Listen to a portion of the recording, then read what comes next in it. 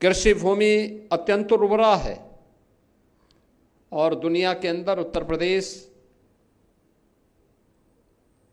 एकमात्र ऐसा राज्य होगा जिसकी 86% से अधिक भूभाग सिंचित है। स्वाभाविक रूप से एक तरफ प्रकृति और परमात्मा की एक कृपा और दूसरी ओर यहाँ पर कार्यरत केंद्र और राज्य सरकार के कृषि विश्वविद्यालयों का एक बेहतरीन संजाल। उत्तर प्रदेश सरकार स्वयं 4 कृषि विश्वविद्यालय पहले से संचालित कर रही है, 5वां कृषि विश्वविद्यालय भी स्थापित हो रहा है। केंद्र सरकार के द्वारा भी प्रदेश के अंदर पहले से ही कृषि विश्वविद्यालय संचालित हो रहे हैं और 15 से अधिक कृषि अनुसंधान के लिए कार्यरत संस्थान प्रदेश के अंदर कार्यरत हैं। 89 कृषि विज्ञान केंद्र भी अपने अपने क्षेत्र में अपनी अपनी विशेषज्ञता का लाभ प्रदेश के अन्नदाता किसानों को प्रदान करते हैं। इस सब के बावजूद अभी तक हमारी जो प्रगति है, हमारे अन्नदाता किसानों की जो स्थिति है, वह बहुत चौंकाने वाली तथ्य प्रस्तुत करता है। प्रदेश के बामुश्किल 25 से 30% किसान ही ऐसे हैं जो वैज्ञानिक शोध और अनुसंधान के इन कार्यों को प्रभावी ढंग से अपनी खेती में लागू कर पा रहे हैं और उसका परिणाम भी है। मैं बार बार जिस बात को कहता हूं कि यह सच है कि देश की आबादी का 16% हिस्सा उत्तर प्रदेश में निवास करता है। यह भी सच है कि देश के अंदर कृषि योग्य कुल भूमि का केवल 11% उत्तर प्रदेश में है और यह भी सच है कि देश के अंदर खाद्यान्न उत्पादन का इस 11% भूमि पर हम लोग 20% से अधिक खाद्यान्न उत्पादन कर रहे हैं। लेकिन मेरा ये मानना है कि उत्तर प्रदेश की भूमि की समतलीकरण को देखते हुए, उसकी उर्वरता को देखते हुए, जल संसाधन को देखते हुए अभी इसमें इससे 3 गुना अधिक उत्पादन लिया जा सकता है। लेकिन इसके लिए हमें कृषि शोध और विकास को आगे बढ़ाने के लिए पूरी प्रतिबद्धता के साथ आगे बढ़ना पड़ेगा। याद करना कि दुनिया के अंदर विकसित वही देश हुए हैं जिन्होंने अधिकाधिक शोध और विकास पर ध्यान दिया। वे अलग अलग क्षेत्र में हो सकते हैं। किसी ने स्पेस साइंस में किया होगा, किसी ने आईटी एंड इलेक्ट्रॉनिक्स के फील्ड में किया होगा, किसी ने एटॉमिक्स साइंस में आगे काम किया होगा। अलग अलग फील्ड में जिसने जहां पर उसको दिया वह उस क्षेत्र में आगे बढ़ा। और हमारा यह मानना है कि उत्तर प्रदेश के अंदर इस क्षेत्र में केवल देश का ही नहीं, दुनिया का पेट भरने की सामर्थ्य है। कृषि, हॉर्टिकल्चर, वेजिटेबल के लिए हम बहुत कुछ कर सकते हैं, लेकिन अभी भी हम लोग यहाँ की जो हमारी क्लाइमेटिक जोन है उसके अनुरूप उस प्रकार के अनुसंधान को आगे बढ़ाने, प्रकृति के व पर्यावरण के अनुरूप उस प्रकार के शोध को आगे बढ़ाने के लिए हमारे स्तर पर जो प्रयास होने चाहिए उसमें और गति देने की आवश्यकता है। आपके द्वारा किए जाने वाले शोध और विकास के इन कार्यक्रमों की गति प्रदेश की भी और देश की भी प्रगति में एक निर्णायक भूमिका का निर्वहन कर सकता है। याद करना यह आवश्यक नहीं कि यूरोप के लिए जो उपयुक्त है वह भारत के लिए भी उपयुक्त है, यह आवश्यक नहीं है। हमें भारत के अनुरूप, यहाँ के जलवायु के अनुरूप, यहाँ की मिट्टी के अनुरूप उस प्रकार के शोध और विकास को आगे बढ़ाने के लिए अपने आप को तैयार करना होगा। उस प्रकार के कार्यक्रमों में हमें लगातार प्रयास करने होंगे। और मैं मानता हूं ये सभी संभावनाएं उत्तर प्रदेश के अंदर छुपी हुई है। देश के यशस्वी प्रधानमंत्री आदरणीय श्री नरेंद्र मोदी जी ने देशवासियों के सामने जो लक्ष्य तय किया है, वह लक्ष्य 2047 में एक विकसित भारत का है। स्वाभाविक रूप से विकसित भारत के लक्ष्यों को प्राप्त करने की दिशा में राज्यों को भी अपनी अपनी भूमिका का निर्वहन करना है।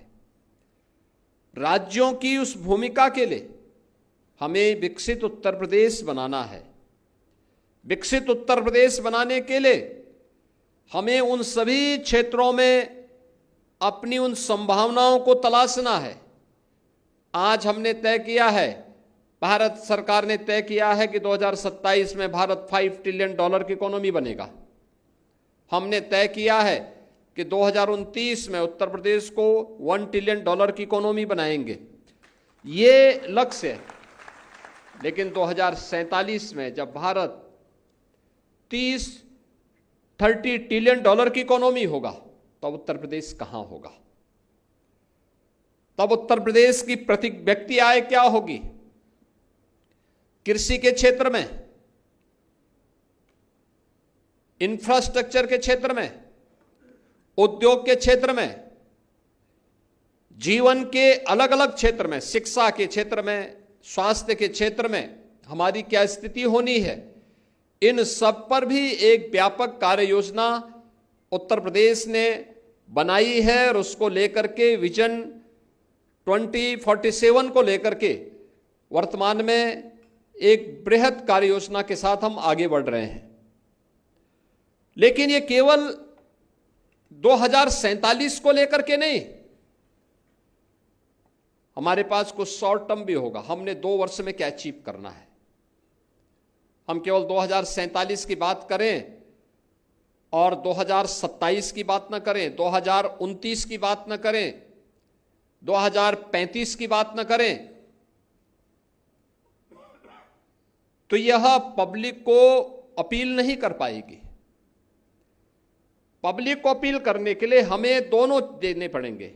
शॉर्ट टर्म क्या हमारा लक्ष्य होगा, मीडियम का क्या लक्ष्य होगा, और लॉन्ग टर्म प्लानिंग हमारी क्या होगी। ये तीनों प्रकार के कार्यक्रमों को लेकर के हमें एक साथ चलना होगा।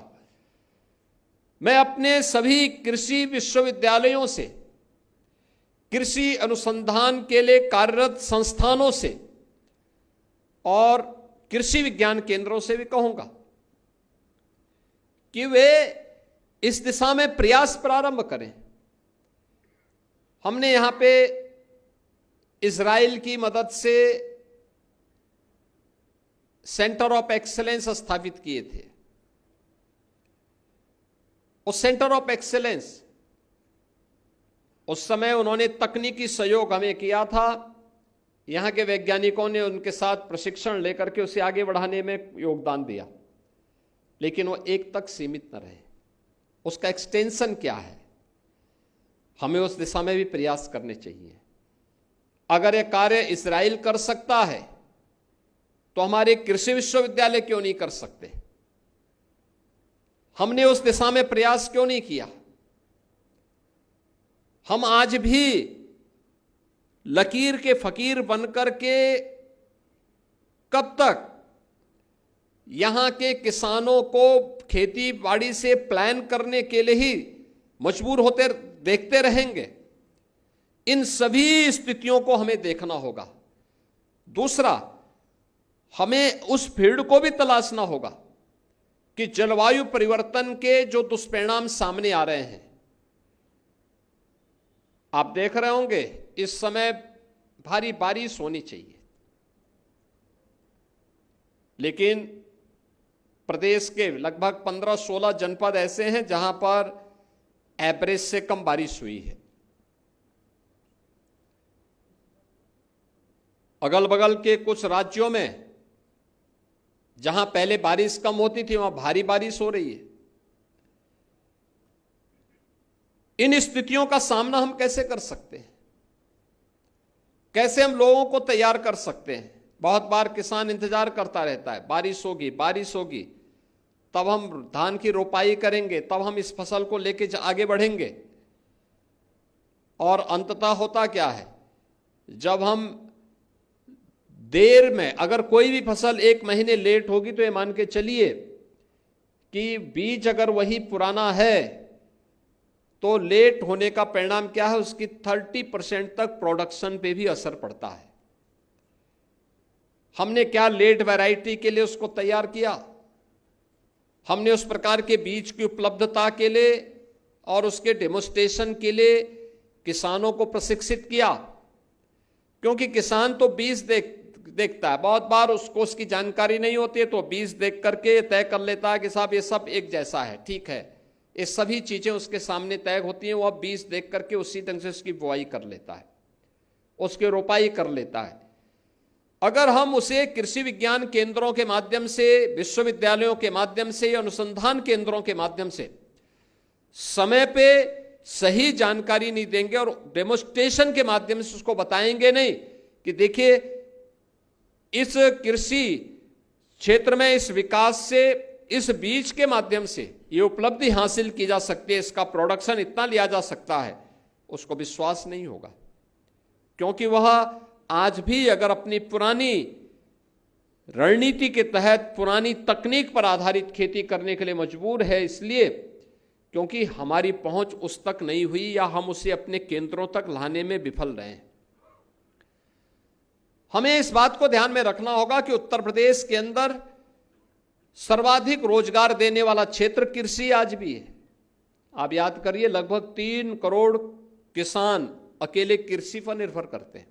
कृषि के बाद जो दूसरा सेक्टर हमारा है जो सर्वाधिक रोजगार दे रहा है वह एमएसएमई का सेक्टर है, जिसमें लगभग 1 करोड़ 65 लाख के आसपास लोग इसके माध्यम से रोजगार प्राप्त करते हैं। और फिर अलग अलग सेक्टर में फिर लोगों ने अलग अलग प्रकार के रोजगार अपने अनुसार अर्जित किए हैं। कृषि यह लोगों के प्लान का कारण न बने, बल्कि कृषि लोगों के जीवन में खुशहाली का माध्यम बने। और यह तभी संभव है जब हम इस क्षेत्र में किए जाने वाले अनुसंधान का लाभ एक अन्नदाता किसान को दे पाएंगे। आज यहां पर आप सभी कृषि वैज्ञानिक अपने अपने क्षेत्र में जो कार्य किए हैं इनसे संबंधित यहां पे इन सभी मुद्दों पर चर्चा करेंगे। उपकार के 35 वर्ष की इन उपलब्धियों के साथ अपने अनुभव को साझा करेंगे, उसे किसी एक निष्कर्ष पर पहुंचाएंगे और आगामी विकसित भारत की उस परिकल्पना को साकार करने में उत्तर प्रदेश की क्या भूमिका होने वाली है, उस भूमिका के लिए अपने आप को तैयार करेंगे। ये मान के चलिए कि अगर उत्तर प्रदेश विकसित उत्तर प्रदेश होता है तो भारत को विकसित होने से दुनिया की कोई ताकत रोक नहीं सकती है। इतनी बड़ी आबादी का राज्य अगर विकसित होने के लक्ष्यों को प्राप्त करता है और हर व्यक्ति अपने अपने फील्ड में उसके अनुसार ईमानदारी के साथ प्रयास करता है तो उसे प्राप्त करने में फिर कोई दिक्कत नहीं होगी। और उस दिशा में उत्तर प्रदेश के कृषि और कृषि से जुड़े हुए सभी सेक्टर को अगर हम एक साथ आगे बढ़ाने का काम करते हैं, चाहे वह कृषि का हो, वह हॉर्टिकल्चर का हो, वह वेजिटेबल का हो, वह पशुपालन और डेयरी का हो, थोड़ा भी हम प्रयास करेंगे तो लोगों को इस दिशा में हम आगे बढ़ा सकते हैं। और उसके लिए जिसके बारे में प्रधानमंत्री जी बार बार कहते हैं कि अन्नदाता किसान के चेहरे पर खुशहाली आएगी तब जब हम लागत को कम करेंगे और उत्पादन को ज्यादा बढ़ाएंगे। यह रिसर्च एंड डेवलपमेंट के माध्यम से ही यह सब संभव हो सकता है। इसमें और कुछ बहुत कुछ किया जा सकता है। इन सभी पक्षों को लेकर के आज यहाँ पे विस्तृत चर्चा होगी। इस विश्वास के साथ मैं एक बार फिर से उपकार को 36वें स्थापना दिवस के अवसर पर हृदय से बधाई देता हूं और विश्वास करता हूं कि उपकार उत्तर प्रदेश के किसानों के बारे में अपने विशिष्ट शोध और विकास